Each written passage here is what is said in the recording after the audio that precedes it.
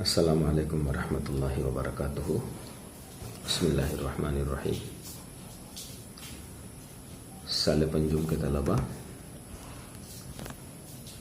نور الانوار کے آج کا سبق جو ہے وہ آپ کے سامنے پیش کیا جا رہا ہے۔ سبق بہت مزیدار ہے، اگر ذہن کھل کر کے اس کو سنیں گے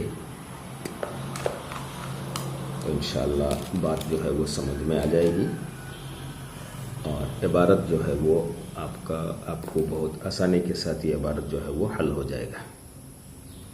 ضرورت ہے صرف دھیان سے سننے کی۔ تو آئیے سبق شروع کرتے ہیں۔ عبارت پڑھ لیا جائے۔ بسم اللہ الرحمن الرحیم۔ ووجہ الحصر فی هذه الاربع ان المستدل لا يخلو اما ان يتمسك بالوحی او غیره، والوحی اما مطلوب وهو الكتاب او غیره وهو السنة، وغیر الوحی ان كان قول الكل فالاجماع والا فالقیاس۔ وَأَمَّا شَرَائِعُ مِنْ قَبْلِنَا فَالْمُلْحِقَةُ بِالْكِتَابِ وَالسُّنَّةِ وَتَعَامُلِ النَّاسِ مُلْحِقٌ بِالْإِجْمَاعِ وَقَوْلُ الصَّحَابِ فِيمَا يُعْقَلُ مُلْحِقٌ بِالْقِيَاسِ وَفِيمَا لَا يُعْقَلُ مُلْحِقٌ بِالسُّنَّةِ وَالْإِسْتِحْسَانُ وَنَحْوُهُ مُلْحِقٌ بِالْقِيَاسِ۔ سب سے پہلے عبارت کا دو جز ہے۔ جہاں تک عبارت پڑھی گئی ہے، اس عبارت کے دو جز ہے، نہیں بلکہ دو مسئلے بیان کیے ہیں اس عبارت کے اندر۔ شارح رحمۃ اللہ علیہ نے، نور الانوار کے مصنف نے دو باتیں بیان کی ہیں۔ وہ دو باتیں کیا ہے؟ دو باتیں یہ ہیں کہ پہلی بات ان دونوں باتوں میں سے ہے کہ اصول شرع کو، اصول فقہ کو چار کے اندر یعنی منحصر کیا ہے: کتاب اللہ، سنت اور اجماع، قیاس۔ ان چاروں میں منحصر کیا ہے کہ اصول فقہ یہ چار ہی ہے۔ منحصر کا معنی ہے شماب الدغرہ۔ تو ان چار میں منحصر کرنے کی وجہ حصر، وجہ انحصار۔ پہلی بات یہ ہے کہ کیوں منحصر کیا چار میں، 5 کیوں نہیں کیے، 6 7 کیوں نہیں کیے ہیں؟ یہ ہے پہلا مسئلہ اور پہلی بات اس عبارت کی۔ دوسری بات جو بیان کیا ہے وہ اما شرائع من قبلنا سے 4-5 سوالات جو ہے وجہ حصر کے پر 5 سوال کیا اور ان 5 کا جواب جو ہے ذکر فرمایا مختصر عبارت میں۔ 4-5 سوال ہوئے کہ نہیں، وجہ حصر 4 میں کرنا درست نہیں ہے، 5 ہونا چاہیے، وہ 5واں وہ فلاں ہونا چاہیے، اس کا جواب دیا۔ پھر یہ سوال جب ٹکا نہیں تو دوسرا سوال لائے کہ 4 نہیں ہے کہ فلاں اس کو بھی شامل کرنا چاہیے تھا، اس کا بھی جواب دیا۔ اس کے بعد پھر سوال لائے کہ 4 میں منحصر کرنا صحیح نہیں ہوا، 5واں آنا چاہیے تھا، 5واں وہ فلاں ہے، پھر اس کا جواب دیا۔ اس طرح سے سوالات اور جوابات ہے، لیکن سوالات اور جوابات کافی معلومات سے لبریز ہے، بھرا ہوا ہے۔ تو آپ ان باتوں کو اگر سنیں گے تو انشاءاللہ ذہن کے اندر کشادگی پیدا ہوگی اور اس کے ساتھ آپ کی معلومات میں جو ہے وہ بھی اضافہ ہوگا اور بڑھوتری ہوگی۔ تو آئیے سب سے پہلے وجہ حصر پر بات کرتے ہیں، وجہ حصر کو سمجھ لیتے ہیں۔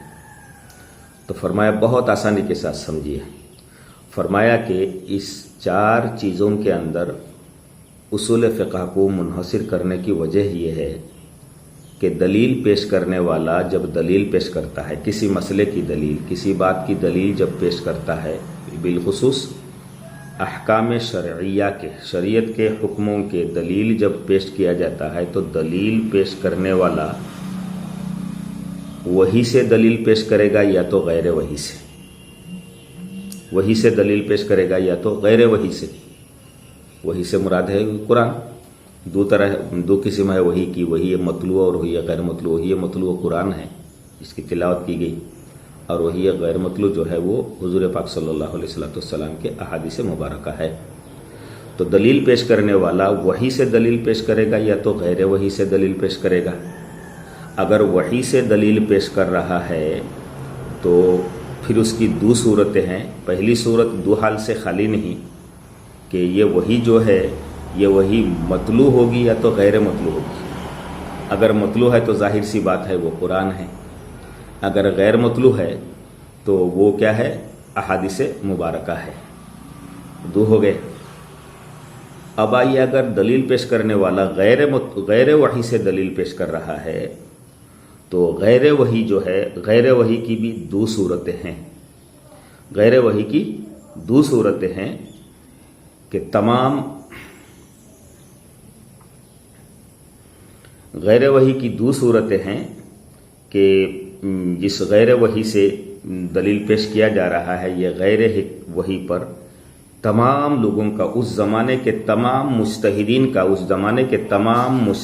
کا جو ہے وہ مجتہدین کا قول ہوگا، یا تو تمام مجتہدین کے قول نہیں ہوں گے بلکہ بعض مجتہدین کے قول ہوں گے. تو اگر تمام مجتہدین کا قول ہے تو اس کو جو ہے وہ اجماع کہا جاتا ہے، اگر بعض مجتہدین کا قول ہے تو اس کو قیاس کہا جاتا ہے. تو دلیل پیش کرنے والے کی ان چاروں صورتوں کے علاوہ کوئی نئی صورت اور نہیں ہے. تو اس وجہ سے اصول فقہ کو اور اصول شرع کو جو ہے وہ چار میں منحصر کیا ہے. اس کو سرسری طور پہ بغیر تفصیل کے صرف الفاظ سن لیجئے. وہی کو یعنی جو ہے اصول فقہ کو چار میں منحصر کرنے کی وجہ یہ ہے کہ دلیل پیش کرنے والا یا تو وحی سے دلیل پیش کرے گا یا تو غیر وحی سے دلیل پیش کرے گا. اگر وحی سے دلیل پیش کرتا ہے تو وحی کی دو صورتیں ہیں، وحی مطلوع ہوگی یا غیر مطلوع ہوگی. اگر وحی مطلوع ہے تو اس کو قرآن کہا جاتا ہے، اگر غیر مطلوع ہے تو اس کو یعنی سنت یعنی حدیث کہا جاتا ہے، سنت کہا جاتا ہے. اگر غیر وحی سے دلیل پیش کر رہا ہے تو اس کی بھی وہ بھی دو حال سے خالی نہیں ہے کہ زمانے کے تمام مجتہدین کا قول ہوگا. غیر وحی جو ہے جس سے دلیل پیش کر رہا ہے وہ تمام مجتہدین کا قول ہوگا یا تو بعض مجتہدین کا قول ہوگا. اگر تمام مجتہدین کا قول ہے تو اس کو وہ یعنی اس کو اجماع کہا جاتا ہے، اگر بعض مجتہدین کا قول ہے تو اس کو قیاس کہا جاتا ہے. اسی وجہ سے جو ہے وہ اصول شرع اور اصول فقہ کو جو ہے وہ چار میں منحصر کیا گیا ہے. اب جو ہے آگے عبارت سے چند سوالات ہے وجہ حصر پر کہ چار میں منحصر کرنا درست نہیں ہے، صحیح نہیں ہوا، اس کو پانچ کرنا چاہیے تھا. تو پانچواں نمبر کیا ہوگا؟ الگ الگ چیزیں لا رہے ہیں، اس کا جواب بھی شارح رحمۃ اللہ علیہ دیتے ہیں. تو فرماتے ہیں اما شرائع من قبلنا فملحقۃ بالکتاب والسنۃ. سائل کہتا ہے کہ اصول شرع جو ہے وہ چار میں منحصر کیے ہیں. চাৰিটাত যে সীমাবদ্ধ কৰা হৈছে এই সীমাবদ্ধ কৰাটো শুদ্ধ হোৱা নাই, বৰঞ্চ 5 নম্বৰ আৰু এটা হ'ব লাগিছিল. কি হ'ব লাগিছিল? শৰাইউ মিন قبلنا. پہلے زمانے کے جو شریعت تھی ان شریعتوں کو بھی احکام یعنی اصول شرع قرار دینا چاہیے تھا، اس لیے کہ شریعت کا حکم جس طرح سے کتاب اللہ، سنت، اجماع اور قیاس سے ثابت ہوتا ہے. دھیان سے سنے بات کو، یعنی شریعت کے احکامات حکم جس طرح سے کتاب، سنت، اجماع اور قیاس سے ثابت ہوتا ہے، اسی طریقے سے پہلے والے جو ادیان ہیں، پہلے جو شریعت تھی، حضرت موسیٰ کی شریعت، حضرت عیسیٰ کی شریعت، یہود اور نصارہ کی شریعت، ان شریعتوں سے بھی شریعت اسلام میں حکم ثابت ہوتا ہے. کیسا ہے؟ دلیل دیکھیے قرآن کیا کہتا ہے. وَكَتَبْنَا عَلَيْهِمْ فِيهَا أَنَّ النَّفْسَ بِالنَّفْسِ وَالْعَيْنَ بِالْعَيْنِ وَالْأَنْفَ بِالْأَنْفِ وَالْأُذُنَ بِالْأُذُنِ وَالسِّنَّ بِالسِّنِّ وَالْجُرُوحَ قِصَاصٌ. ایک آیات ہے. اس آیت کا مطلب کیا ہے کہ اللہ تعالیٰ فرماتے ہیں وَكَتَبْنَا عَلَيْهِمْ، اور ہم نے ان پر یعنی یہودیوں پر ضروری قرار دیا، فرض کیا، فیہا اس میں، تورات میں، کہ نفس کے بدلے نفس، عین کے آنکھ کے بدلے آنکھ، ناک کے بدلے ناک، اذن کے بدلے کان کے بدلے کان. تو یہ ہے جو کان کے بدلے کان، اور دانت کے والسن بالسن، اور دانت کے بدلے دانت، اور زخموں کا بدلہ ان کے برابر. یہ قصاص کا حکم ہے.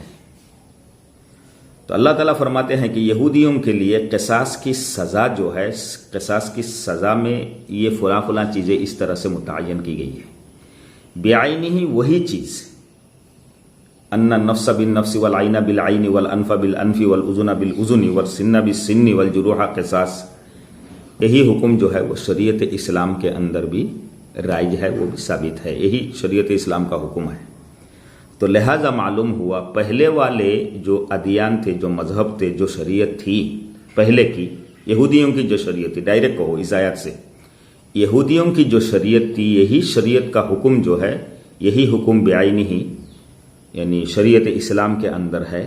تو جو پہلے مذہب کی شریعت یہود، وہ یہود کی شریعت سے جو حکم ثابت ہوا، وہی حکم جو ہے وہ اسلام کے اندر، شریعت اسلام کے اندر ثابت ہوا۔ لہٰذا معلوم ہوا کہ شریعت کے حکم صرف ان چار سے ثابت نہیں ہوتا ہے، بلکہ پہلے والی شریعت سے بھی ثابت ہوتا ہے۔ لہٰذا مصنف رحمۃ اللہ علیہ کو اصول شرع جو ہے وہ چار میں منحصر نہیں کرنا چاہیے تھا، بلکہ 5 کرنا چاہیے تھا، اور یہ کہنا چاہیے تھا کہ ان اصول الفقہ 5 الکتاب والسنۃ والاجماع والقیاس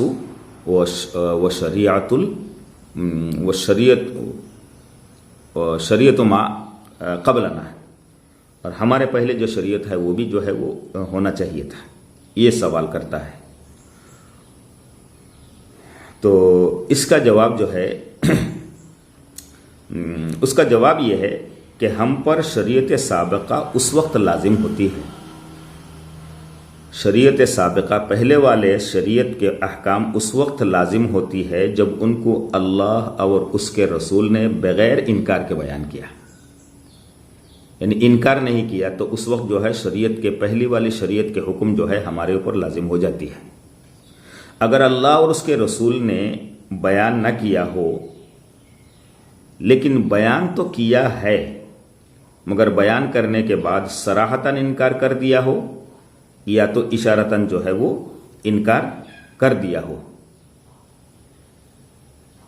انکار کریں گے یا تو نہیں کریں گے۔ اگر انکار کریں گے، پہلی بات یہ سمجھے کہ پہلی والی شریعت کے احکامات ہمارے اوپر اس وقت لازم ہوگا، ہماری شریعت کا حکم اس وقت ہوگا جب اللہ اور رسول نے اس شریعت کے بارے میں جو ہے وہ انکار نہ کیا ہو۔ اگر انکار کر دیا ہے تو وہ ہماری شریعت نہیں ہے۔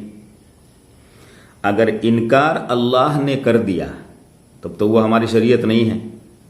اگر رسول علیہ الصلوۃ والسلام نے بھی انکار کر دیا تو وہ ہماری شریعت نہیں ہے۔ تو اللہ اور اس کے رسول نے بغیر انکار کے بیان کیا، تب جا کر کے وہ ہماری شریعت کا حکم بنے گا۔ اگر اللہ اور رسول نے بیان نہ کیا ہو، یعنی انکار کے بارے میں بیان نہیں ہے، اور یہ انکار جو ہے وہ صراحتاً بھی نہیں ہے یا تو دلالتاً بھی نہیں ہے، تو یہ ہماری شریعت کا حکم ہے۔ تو جب اللہ نے بیان نہ کیا ہو، قرآن کے اندر وہ بات آئی ہے، تو یہ قرآن کا حکم ہو گیا، یہ پہلی والی شریعت نہیں رہا، یہ قرآن کے ساتھ مل گیا۔ اور نبی علیہ الصلوۃ والسلام نے صراحتاً انکار نہیں کیا، دلالتاً انکار کیا ہے، تو وہ تو سنت کے اندر داخل ہو گیا ہے۔ تو گویا کہ پہلی والی شریعت کے جو احکامات ہماری شریعت میں پائی جاتی ہے، اس کی دو صورتیں بنے گی۔ ایک صورت یہ ہے کہ اللہ تعالیٰ نے اس کو بیان کیا، اگر اللہ نے قرآن کے اندر بیان کیا تو وہ قرآن کی شریعت اسلام ہو گئی، قرآن کے اندر شامل ہے، ملحق ہو گیا۔ اگر نبی علیہ الصلوۃ والسلام نے اس کو بیان کیا ہے، پہلی والی شریعت کا کوئی حکم، تو وہ سنت کے اندر داخل ہو گیا ہے۔ لہٰذا جب پہلی والی شریعت کے احکامات جو شریعت اسلام کے اندر ہے، وہ یا تو قرآن کے ساتھ مل رہا ہے یا تو سنت کے ساتھ مل رہا ہے، ملحق ہو رہا ہے، شامل ہو رہا ہے۔ جب قرآن کے ساتھ شامل ہو گیا تو وہ تو قرآنی ہے، اگر وہ یعنی حدیث کے اندر شامل ہو گیا تو وہ سنت ہے۔ تو الگ سے اور پانچویں قسم نکالنے کی کوئی ضرورت نہیں ہے، پانچویں قسم جو ہے وہ نکالنے کی ضرورت نہیں ہے۔ فَمُلْحِقَةٌ بِالْكِتَابِ وَالسُّنَّةِ وَالتَّعَامُلِ النَّاسِ۔ دوسرا ایک سوال کا جواب تو ہو گیا، تو سائل تھوڑا سا خاموش ہو جاتا ہے، اس کے بعد کہتا ہے اچھا ٹھیک ہے، مان لیا، پہلی والی شریعت کی بات یا تو قرآن کے اندر ہے یا تو حدیث کے اندر ہے، آپ نے جواب دے دیا، ہم بھی مان گئے۔ لیکن ایک دوسرا سوال ابھی باقی ہے، وہ کیا ہے؟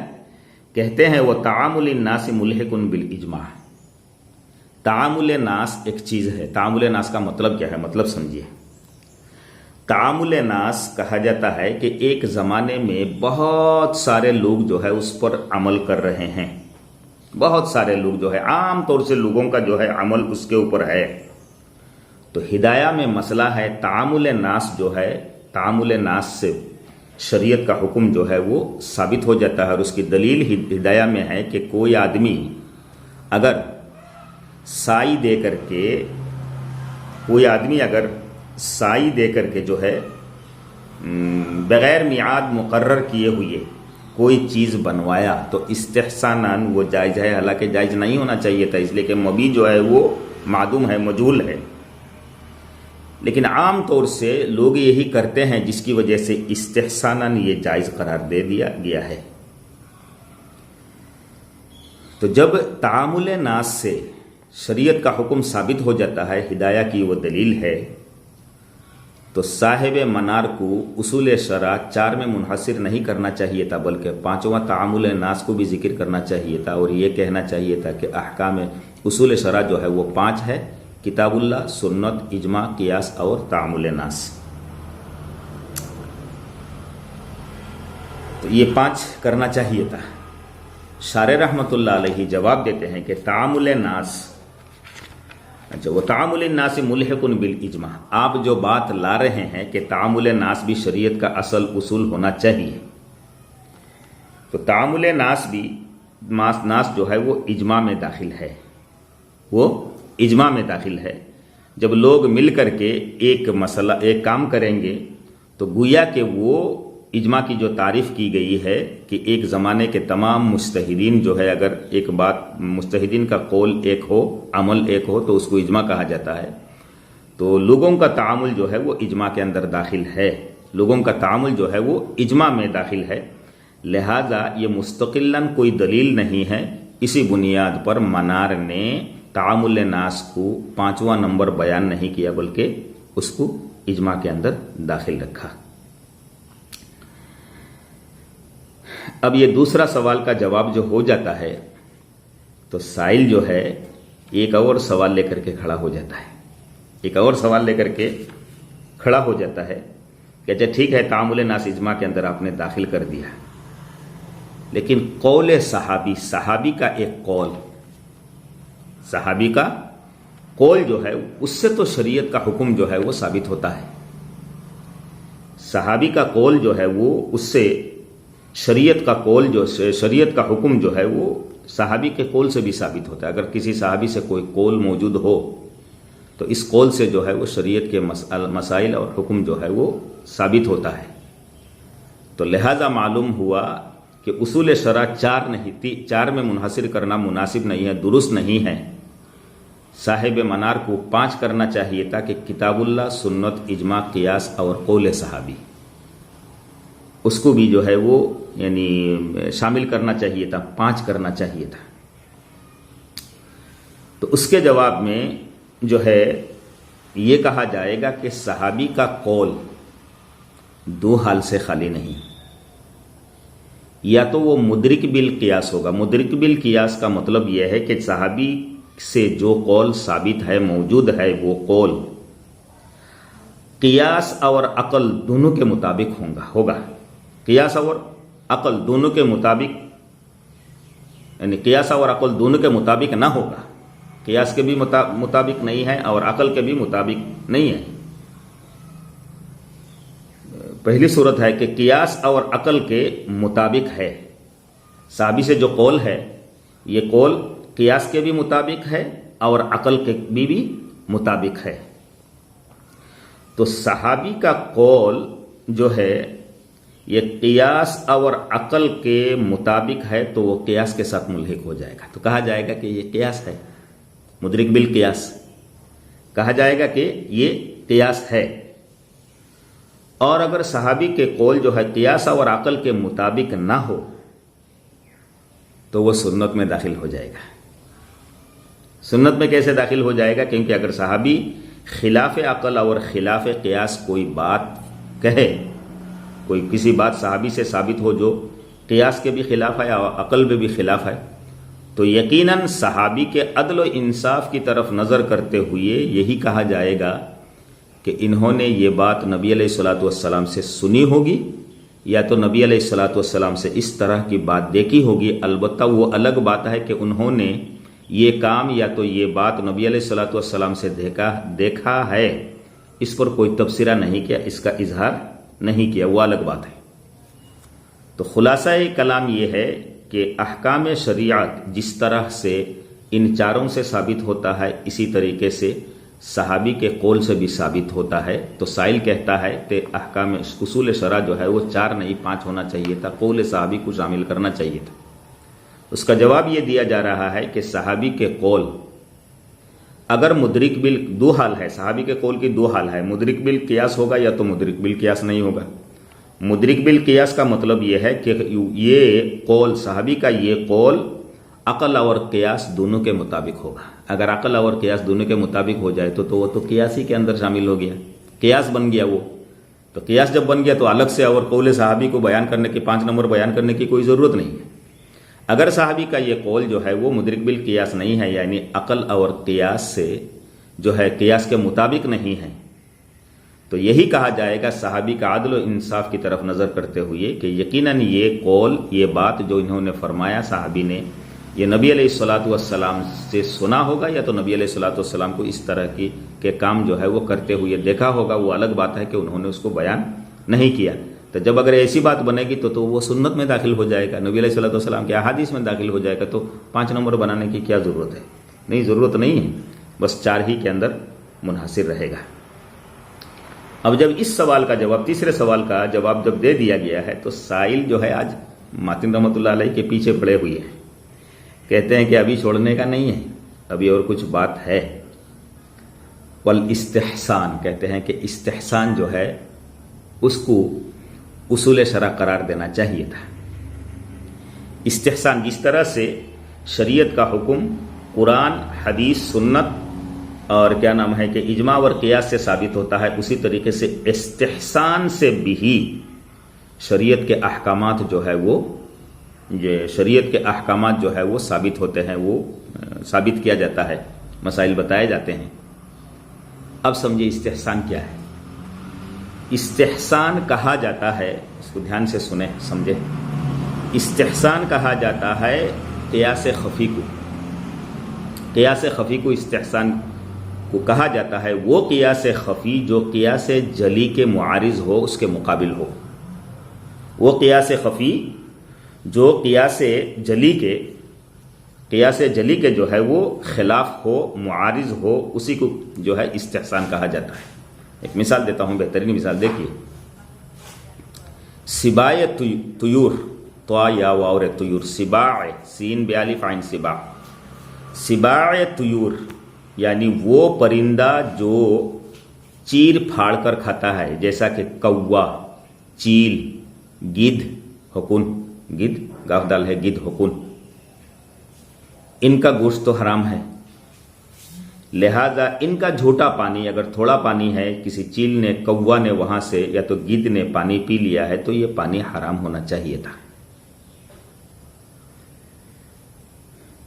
کیونکہ یہ اس کو قیاس کیا جاتا ہے جب سور کے گوشت جو ہے وہ حرام ہے اور سور کا جھوٹا جو ہے وہ ناپاک ہے. تو گوشت حرام ہونے کی وجہ سے اگر سور کا جھوٹا ناپاک قرار دیا جاتا ہے تو چیر پھاڑ کر کھانے والے پرندوں کا جھوٹا بھی حرام ہونا چاہیے تھا، اس لیے کہ گوشت دونوں کا حرام ہے، سور کا بھی حرام ہے اور چیر پھاڑ کر کھانے والے جو ہے پرندہ جو ہے ان کا گوشت بھی جو کیا ہے حرام ہے. لہذا دونوں کا جھوٹا ناپاک ہونا چاہیے تھا. لیکن چیر پھاڑ کر کھانے والے پرندوں کا جھوٹا شریعت میں پاک ہے اور سور یعنی حرام گوشت والے جانور کا جھوٹا جو ہے وہ ناپاک ہے.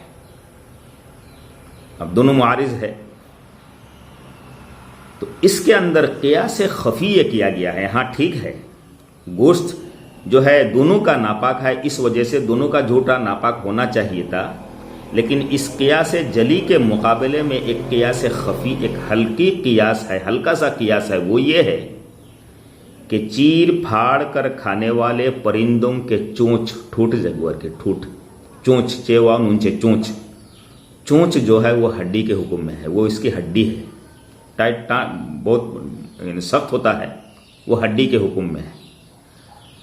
تو چیر پھاڑ کر کھانے والے پرندوں کا گوشت گرچہ حرام ہے لیکن ان کی ہڈی جو ہے وہ پاک ہے۔